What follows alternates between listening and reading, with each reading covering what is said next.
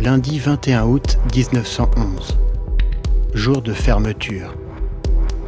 12 gardiens seulement pour le plus grand musée du monde. Une ombre se glisse dans les couloirs, incognito. Et en moins d'une demi-heure, la Joconde disparaît.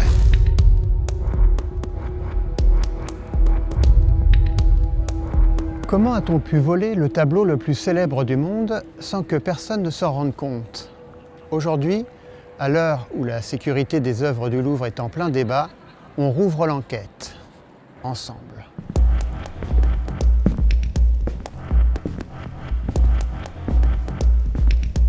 Lundi, en 1911, jour de fermeture du Louvre. Tout est calme. 7 heures du matin. Un homme en blouse blanche, comme les ouvriers du musée, marche droit vers le salon carré.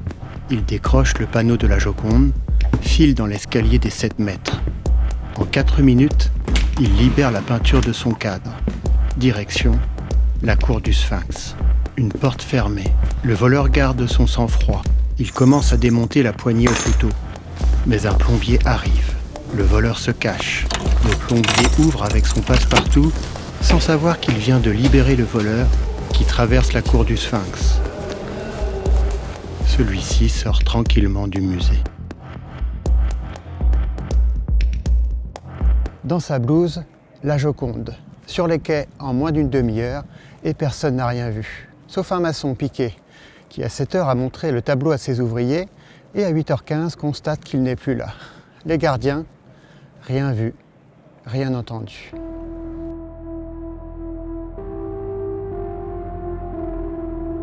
Le mardi 22 août au matin, même sérénité au Louvre. La Joconde doit être à la photographie, dit-on. Puis on repère un cadre vide dans l'escalier avec une empreinte. On a perdu la Joconde. Là, c'est la panique. Une nouvelle ultra sensationnelle nous est parvenue cet après-midi, écrit la dépêche. Un voleur audacieux, et combien, aurait volé dans le salon carré du musée du Louvre la Joconde, l'immortelle et fameuse Joconde de Léonard de Vinci. Notre premier mouvement, nous l'avouons, a été de ne pas ajouter foi à ce fait énorme. Pourtant, la nouvelle est vraie, c'est-à-dire que la Joconde a bien disparu. 30 heures. 30 heures avant qu'on ne prévienne la police. Le préfet de l'époque, Lépine, promet qu'en 2 jours, l'affaire sera réglée. Elle durera plus de 2 ans. Ce vol n'est pas une surprise. Le Louvre, on y vole, et ce n'est pas nouveau. Statuette d'Isis en 1906 de 25 kilos, et on y fait parfois n'importe quoi.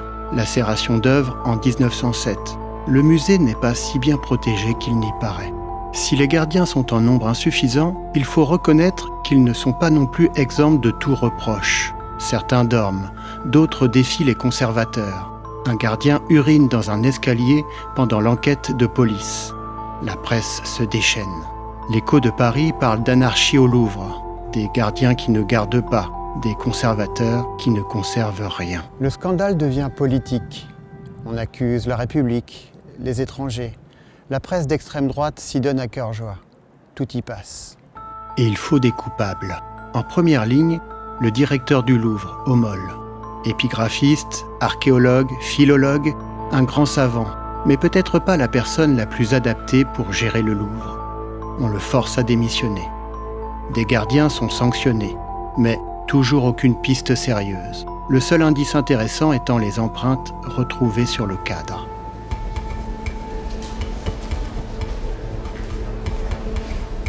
Le Louvre rouvre le mardi 29 août et les foules accourent pour voir ce qui a disparu. La Joconde s'est envolée, le mur est vide. La Joconde devient une star parce qu'elle n'est plus là. Le directeur de l'illustration offre 10 000 francs à toute personne dont les indications permettraient de retrouver la peinture. Le matin du 30 août offre 5 000 francs aux occultistes. Si l'on veut notre avis sur ce rap audacieux, écrit Paul de Léonie dans l'Autorité, le voici. C'est par un étranger que la Joconde a été volée, et pour le compte d'une nation étrangère. En ligne de mire, l'Allemagne. Un pharmacien de l'avenue Kléber est dénoncé par lettre anonyme. La police entre dans son magasin et découvre une reproduction de Mona Lisa de 15 cm sur 25. Paris entier se prend pour Sherlock Holmes, mais la police, elle, pédale dans le vide. Il faut trouver des coupables, et vite. La police vise alors les artistes. Des soupçons pèsent sur Guillaume Apollinaire, qui est arrêté. Picasso, lui, est interrogé. Le motif ? Une vieille histoire de statuettes volées. Au centre de ces vols, un ami qu'Apollinaire a hébergé. Apollinaire et Picasso n'ont finalement rien à voir avec le vol, mais Apollinaire passe 5 jours en prison. L'épisode hantera longtemps les deux artistes.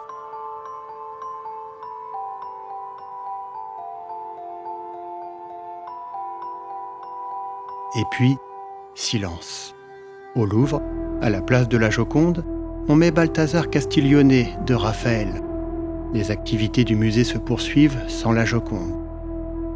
La police soupçonne un trafic d'œuvres d'art passant par la Belgique, mais en vain.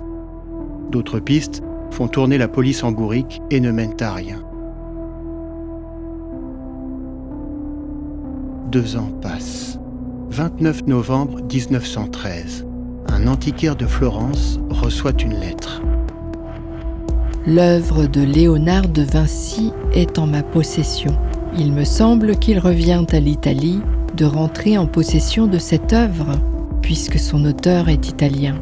Restituer ce chef-d'œuvre à la terre d'où il est venu, aux lieux qui l'ont inspiré, voilà mon rêve.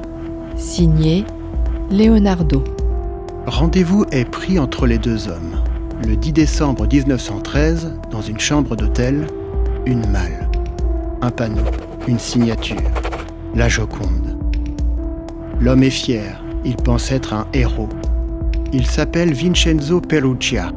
Sans aide aucune, il a dérobé la Joconde. Un ouvrier verrier, celui-là même qui avait posé la vitre de protection de la Joconde. Un nationaliste naïf, un peu escroc, un peu voleur et surtout chanceux. Sincère dans sa démarche ? Peut-être, mais il espérait aussi amasser en échange un petit pactole. Le comble de l'affaire est que Perugia a bien été interrogé chez lui, aux 5 rues de l'hôpital Saint-Louis. L'inspecteur s'est assis à côté du tableau, sans rien voir. Par 2 fois, Perugia a été convoqué pour donner ses empreintes, mais il ne s'est jamais présenté, sans que personne ne s'en inquiète, d'autant qu'il était déjà fiché pour des menus larcins. La Joconde retrouvée, l'Italie triomphe. La France jubile. 31 décembre 1913. Retour triomphal à Paris. Et le 4 janvier 1914, on ramène la Joconde au Salon Carré. La foule se presse, les journaux s'emballent. La Joconde était connue par les amateurs d'art. Elle devient internationalement célèbre. Et Perugia, bon pour 1 an de prison. Il bénéficie d'une ferveur populaire tenant sans doute à sa simplicité d'esprit. Un voleur obscur qui a fait de ce tableau le plus célèbre du monde. On parle beaucoup de laxisme dans la protection des œuvres du Louvre depuis le braquage du 19 octobre 2025. On retrouve ces mêmes thèmes lors du vol de la Joconde en 1911. Des gardiens, certaines décisions politiques, une certaine presse qui, parfois, ne sait plus qui accuser. Voler la Joconde, c'était croire la posséder. Mais finalement, c'est elle qui a conquis le monde. Prochain épisode, Rimbaud et Verlaine. Amour et fureur poétique à Paris. N'hésitez pas à vous abonner pour d'autres aventures historiques.